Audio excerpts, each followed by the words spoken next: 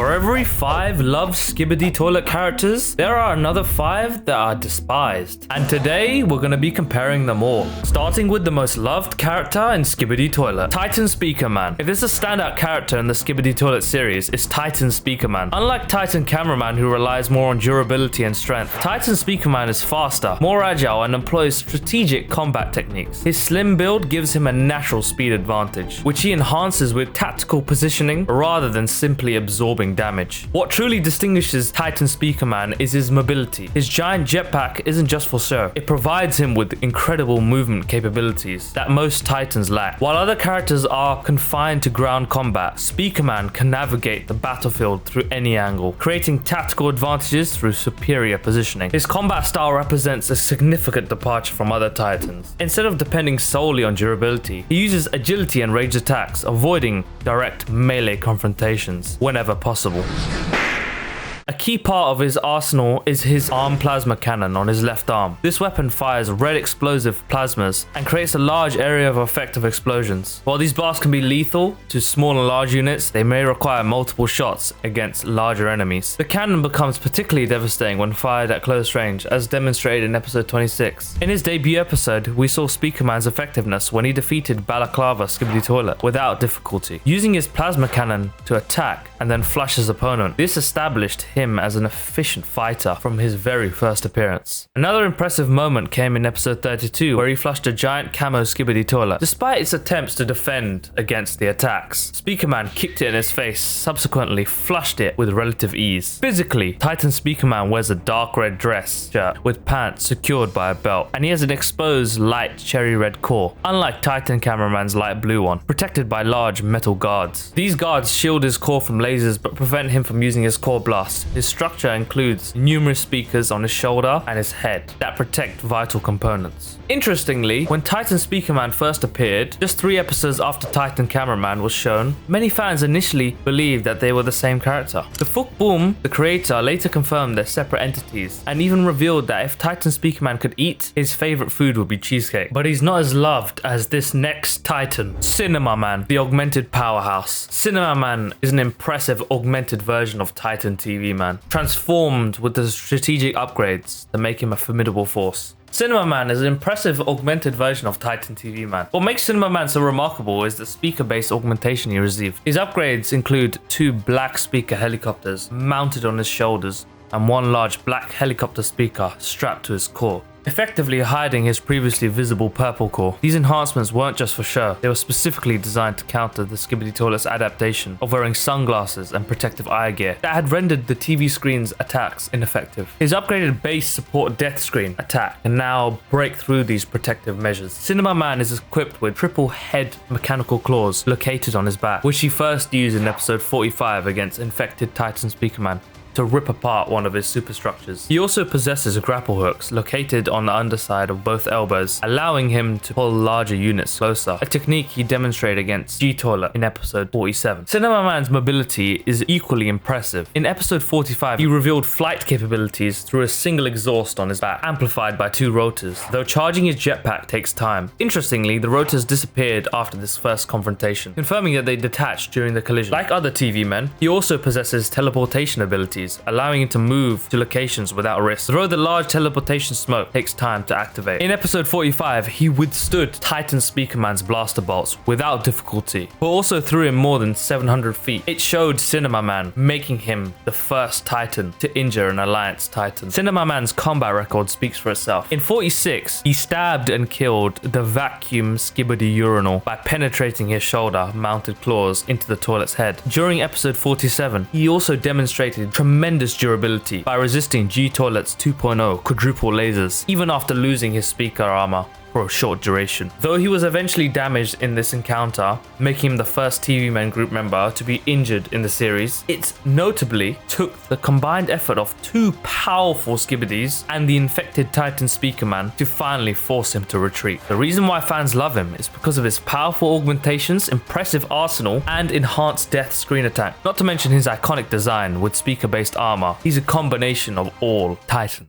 First appearing in episode 44 when Titan TV Man transformed into Cinemaman to counter an attack by quad launcher Skibidi Toilet, this augmented warrior quickly established himself as the most powerful and tactically significant characters in the universe. Gtolet, the Skibidi that earned respect. Unlike ordinary Skibidi, Gtolet stands as the largest and strongest member of the Skibidi Toilet faction, serving as the main antagonist in the Skibidi Toilet series. His distinctive name arrives from the character model, which utilizes G-Man's head from Half-Life 2. Gtolet's significance in the series stems from his arrival on Earth, which triggered the existence of the entire Skibidi Toilet faction. As a former Astro Toilet commander, he demonstrates remarkable resourcefulness and strategic thinking in combat situations. His leadership is evident by the loyalty who willingly sacrifice themselves for his cause out of genuine admiration and respect. What truly sets Gtolet apart are his signature abilities and his tactical approach. He's got his laser eyes. His most recognizable power allows him to fire yellow lasers capable of destroying smaller enemies. He's also very strategic in combat. Unlike other ones, Gtolet analyzes situations and rarely fights alone.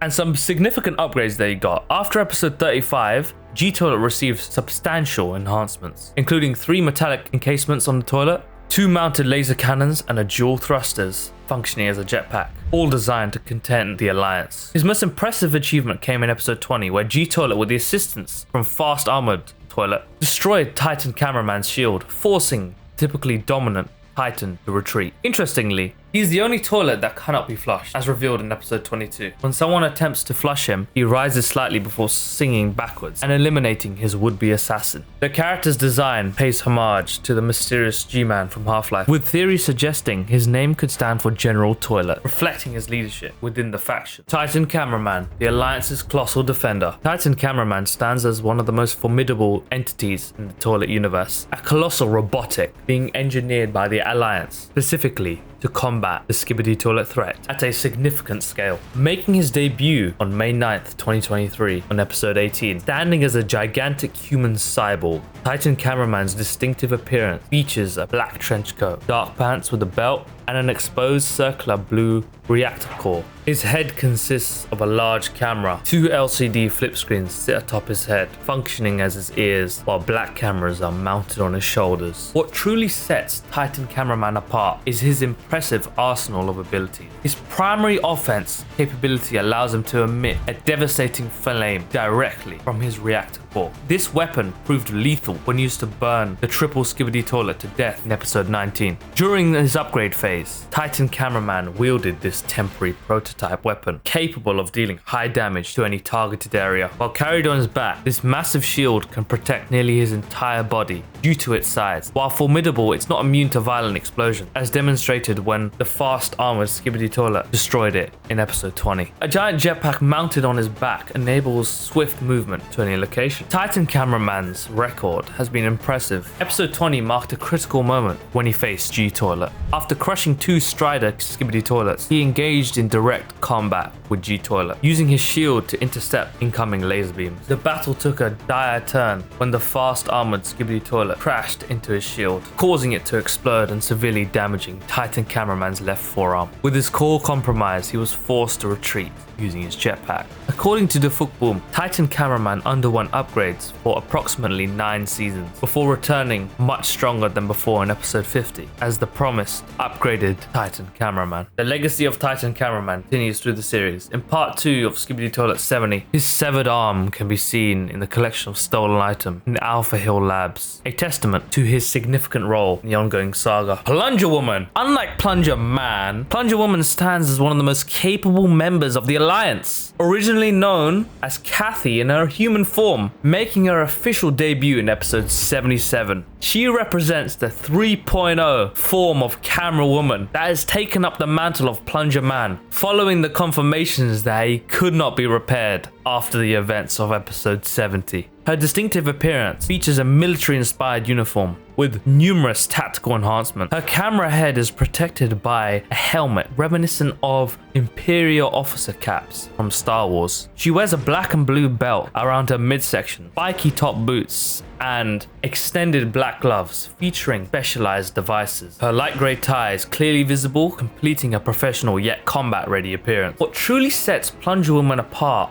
is her impressive arsenal of advanced weaponry and abilities. She has 2 black gravitational plungers, emitting blue rays that return to her automatically. These are upgraded versions of the spike plunger feature hand gravity guns, allowing them to fly independently and exert extreme force on enemies. She demonstrated their effectiveness by detaching a specialist Astro Toilet's helmet in her debut appearance, extending from her jetpack at will. These 4 laser emitters, similar to those used by Duchess Astro Toilet, to fire powerful blue beams. Her upgraded jetpack emits a distinctive blue flame when activated. Her brief impactful appearance in episode 77 establishes her as a formidable fighter and leader. After flying in to attack a specialist Astro Toilet, she helped the POV cameraman up, momentarily revealing her human form as Kathy while saying, "As one." Until the end. When more Astro Toilets arrived, she took command, ordering everyone to attack while raising her gravitational plunger. Her confrontation with Obliterator Astro Toilet demonstrated both her courage and the care her allies have for her. After the Obliterator stunned the cameraman with several blasts, Plunger Woman attempted to counterattack with her gravitational plungers and lasers, only to be pulled back by TV Woman, who teleported her to safety. Her design appears to incorporate elements from both her previous iterations and Plungerman himself, suggesting a tribute to her fallen comrade. This thoughtful design choice adds depth to her character. Now, let's talk about the worst of the worst. The characters that fans love to hate. Plungerman. Plungerman looks so impressive. He's got dual plungers, a jetpack, and an undeniable courage. Because his bravery often borders on recklessness, every time he rushes into battle, he puts himself at tremendous risk, frequently resulting in severe injuries. Some viewers have grown frustrated watching him make what appear to be impulsive decisions that require a rescue operation. The fascinating thing about Plungerman is that he has all the ingredients to be a fan favorite, and indeed, he is one of the most respected cameramen in the Alliance. His weapon concept is unique. Dual plungers, which were later upgraded to spike versions, and his design is distinct and recognizable. Official merchandise even confirms his popularity. Episode 57 perfectly illustrates his complex character. Despite the obvious dangers, Plungerman utilized his jetpack to access the upper surface of the infected upgraded Titan Speakerman, attempting to dislodge the semi-large plastic Skibidi Toilet. This triggered the Titan's defenses, resulting in the Plungerman being crushed and severely injured. While some viewers saw this as foolhardy, others recognize it as consistent with his established personality as the bravest cameraman ever. His relationship with other characters is equally nuanced. Despite occasional tensions like flipping off Lucky Cameraman in episode 63 for making fun of his appearance, he's shown deep care for his comrades. His reaction to the blue-shirted large cameraman's death in episode 68 shows genuine emotion, gripping his plunger in rage. He even developed a strong bond with Dark Speakerman, accumulating in their ultimate handshake, mirroring the one between upgraded Titan Cameraman and upgraded Titan Speakerman. Most notable moments: in episode 67, he attacked the chief scientist Skibidi Toilet mech, broke its acid cannon, and saved the upgraded Titan Speakerman from a serious situation. The contrast with Plunger Woman is interesting. They were implied to be partners or past co-workers, and possibly romantically involved. The folk boom mentioned Plunger Woman was single after episode 70, suggesting a relationship before that. Ultimately, Plungerman met his end in episode 70 part 3, after losing the lower half of his body in a battle with the chief scientist Toilet. He was cremated by the administrator, who wanted to prevent evidence of his existence from spreading. The Alliance has since attempted to repair him, but the administrator's energy makes revival difficult. The Duchess Astro Toilet. Now, the Duchess Astro Toilet isn't just like any other mini-boss. She's an elite member of the Astro Toilets, who made her first appearance in episode 76 as the only known female Astro Toilet. She brings an interesting dynamic, but her character still suffers from several key issues. Her design is undeniably complex. Crimson red eyes with pitch black pupils, dark red short hair, a glowing halo like a crimson ring that spins above her head, visible face scars, and 4 mechanical tendrils equipped with multiple weapons. The problem isn't that she doesn't look impressive, it's that this elaborate design feels excessive without sufficient narrative justification. The Duchess title does indeed suggest hierarchy among the Astro Toilets, which is confirmed by her designation as an elite member and her direct communication with the Overseer Astro Toilet. However, this potentially interesting power structure remains largely unexplored. Quad mechanical tendril cannons with magnet pulling systems, flame blasts, energy absorption, and red laser beams, including the ability to shoot lasers from her mouth. The list goes on. These abilities are consistently depicted. She systematically decimated multiple enemies in episode 76 using these powers. The criticism of episode 76 replacing the Speaker Realm arc isn't accurate. There is no evidence this was planned content that got delayed. However, her introduction does feel somewhat disconnected from an ongoing storyline. As for her most embarrassing moment, the claim that she was defeated by Titan TV Man in episode 76 is incorrect. In fact, by episode 77, she had not only survived, but had been upgraded with a Titan body similar to the Alliance Titans. Additionally, Titan TV Man became her infected companion rather than her defeater. Her apparent invincibility and perfect execution of every attack makes her fights feel less strategic and more like showcases of her overwhelming power. Impressive, but potentially less engaging than the battles with more balanced opponents. The Detainer Astro Toilet.